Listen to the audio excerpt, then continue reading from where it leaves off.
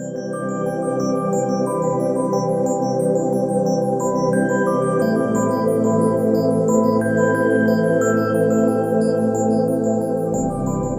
there, welcome. It's Karen Lanoux from the Law of Attraction Tips podcast. And I'm really glad that you're here with me today. We are on episode 77, if you can believe that. And so today I want to talk about dealing with fear. This is one of the questions that came in from our Facebook group, our private Facebook group, and I would love for you to join us. It's open to anybody. All you need to do is actually go to attractionessentials.com, and it's going to take you right to the page, and you just need to ask to join, and we'll approve you. So, but this question came from that. It was about how to deal with fear. Now, years ago, probably one of the first acronyms I heard to describe fear is false evidence appearing real. But as I was kind of looking this up today and doing a little research on this, one of the things that I found a new acronym, which I really like, which is finding excuses and reasons. And that's really it, is that what happens is when fear shows up for us, we're really not we're not at our center, we're not at our core, we're not in the present moment necessarily. When we're in fear, we're thinking about or focusing on something that could happen, or not sure what could happen. And so, and it kind of creates an emotional response that puts us into fear, that actually makes us afraid. And so, there's another acronym that I'm going to introduce you to at the end, but because it's where I want you to go to. It's the acronym that I want you to replace fear with false evidence appearing real, or finding excuses and reasons, and moving into this other acronym. So I'll bring that back to you. So again, what we're doing is when we're afraid, or we're acting out of fear, we're reacting. So again, we're not in the present moment. We're not in awareness. And when I mean we're not in awareness, what I mean is that we're actually not, again, centered in the present moment and being aware of our surroundings. And to me, that's our spidey senses, right? It's our spidey senses, our intuition. It's actually paying attention in the moment to what our subconscious mind, or basically all our sensory organs, or all the information that's giving us. Now, some of you have heard me talk about this and how the subconscious mind works, but our subconscious mind is processing 400 billion bits of information per second. It's massive compared to our conscious mind, which is processing about 2,000 bits of information per second. So, and our conscious mind is where we're, how we're doing our work, and hanging out with our friends, and doing things for our family. And this is where we're living, is in our conscious mind. This is what we are aware of. But our subconscious mind, again, is underneath, and it has access to all this information. So when we're in fear, we can't actually access that sensory information. We are, what we've done is we've moved into the fight or flight response. Excuse me. And so this happens again just with change, or the fear of the unknown. And so when we do this, lots of things can go wrong. So for instance, back in 2008, 2009, when the stock market was starting to take a dive, and I have a client who's in the financial industry, and every time some kind of story comes up, he's fielding questions from some of his clients. And because they're panicking, they're reacting, they're in fear that, oh, this could be another catastrophe. But here's the thing: if those people, and if a lot of those people could, if their stocks actually managed to make it through, and their companies actually managed to make it through that time frame, if they actually just held on to their stocks, and it had the ability to hold on to their stocks for the long haul, from then until now, they're, so that's what, 8 years. They would have seen a massive increase, right? But because they reacted, they made choices that were not correct for them, because they were not in awareness. They were not, they were in fear. They were reacting and forecasting, doom and gloom. And doom and gloom did happen for a lot of people, for sure. But if they, and this is kind of the same for all of us. It's kind of the long game we're going for, right? It is, and again, paying attention to our awareness, checking in with ourselves, is how we get past fear and starting to trust ourselves and starting to be in that state of, okay, what is it that I really want here? And that's what we always want to come back to, is in that moment, is coming back to what is it that we want? What is it that we want to be creating?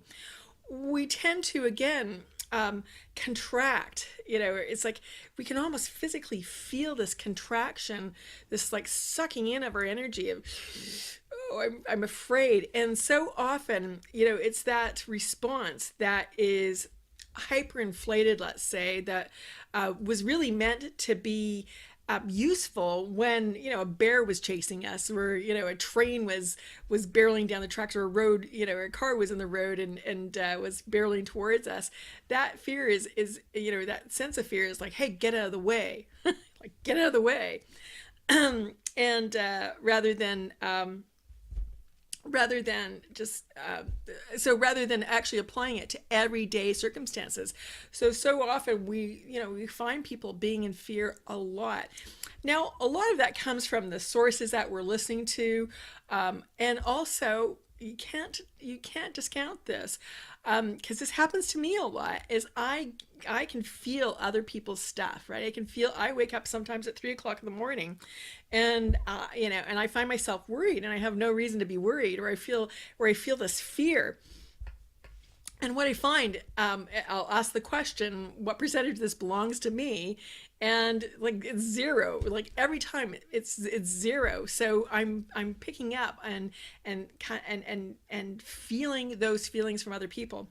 So you want to check that out.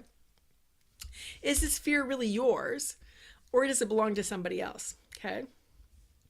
So one of the things that I suggest doing, I mean, we can always use the QC3 method on this, where we can start doing quest formations and looking at, okay, what is it that I do want? So, and I save this for people who, again, are going through changing circumstances, or have made some changes in their life, or change has just happened, right, unexpectedly, and they feel kind of out of control in that, so it creates a lot of fear. So it is a natural response, but it's not one that you actually have to kowtow to. You don't have to follow it. It's when you step back and kind of come back into the present, breathe, and just say, okay, what is it that I'd like to have, right? What are my next steps? And so you create a quest formation around this. So if it is having a more peaceful transition, let's say, so what would it take to have a peaceful transition into this new change?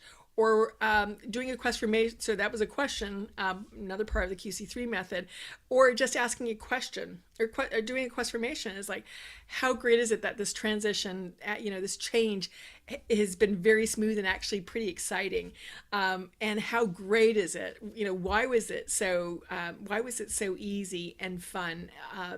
Why did this change turn out to be so great? And so when you start doing that, you reset your mind, you reset your subconscious mind.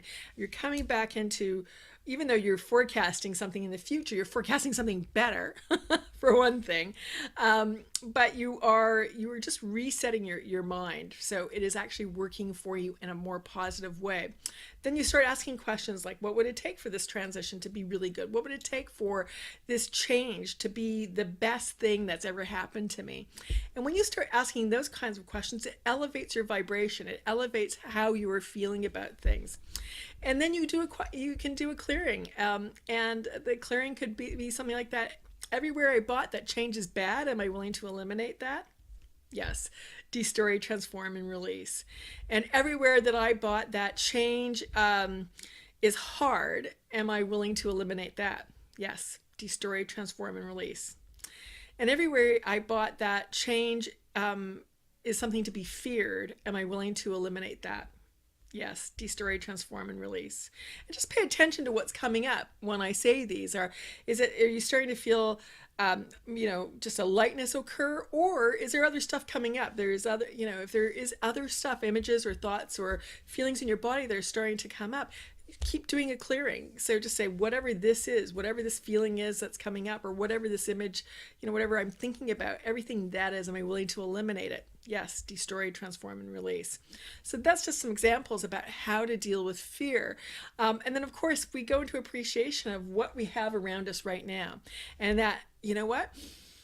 In this moment, everything is good. And I can go into the wow zone and go, wow, how lucky am I? Life is good. Life is presented all kinds of new opportunities for me to look at and to play with. And how great is that? And so when you can, again, use a QC3 method just to be in that state of starting to be aware of, when you're starting to be aware of your circumstances, starting to be aware of your stories and how they're affecting you, because that's really where it all starts is, this fear starts with some kind of story you're telling yourself, some kind of conclusion that you're coming to. Again, coming to a conclusion is part of the QC3 method. And so, and starting to be aware of it so you can start to shift and change it. So, this is just one example of how to do this. And the acronym that I said we want to get to instead of false evidence appearing real or finding excuses and reasons is to move into forget everything and relax. Hey, isn't that a great one? So it's just like, okay, when the fear comes up, it's like, okay, this is my cue to forget everything and relax. Just sit back, come back into my center, breathe, come back into the present moment, and decide what you want and choose it. All right, until next time. Hey, I just want to let you know there's a couple of things. So again, remember, go to join us on the Facebook group. So the easiest way to get there is attractionessentials.com. And of course, the law of attraction tips.com is where you'll find all my podcasts. There's over 70, getting close to 80 now there. And the last thing is we have some free training for you. And I've got a cool way for you to hook up with that. It's an introduction to the Attraction Mindset Center, the Attraction Mindset Academy. But how you get to this training is by you can text hashtag LOA to 1-678-506-7543.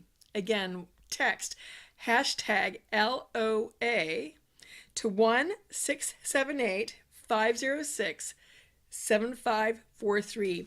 And what we'll do is we'll send you the link as soon as you send that to us. What we'll do is we'll give you access to the training. It's free, and I think you'll really enjoy it. And again, there will be a little introduction to the Attraction Mindset Academy where I teach all of this stuff. So I'm so glad that you've been here with us. Feel free to share this with your friends. We're making our way back up to the top of iTunes in the all category in both the US and Canada. And so that's why we're doing both audio and video. So I'm just, again, happy to have you here. Make sure you subscribe. And I know I'm giving you all kinds of different things to do, but I'm really glad that you're here with me. Until next time, I will see you soon, and just, have lots of fun, and just keep attracting that amazing abundance, and just be aware of how powerful you are. Bye-bye.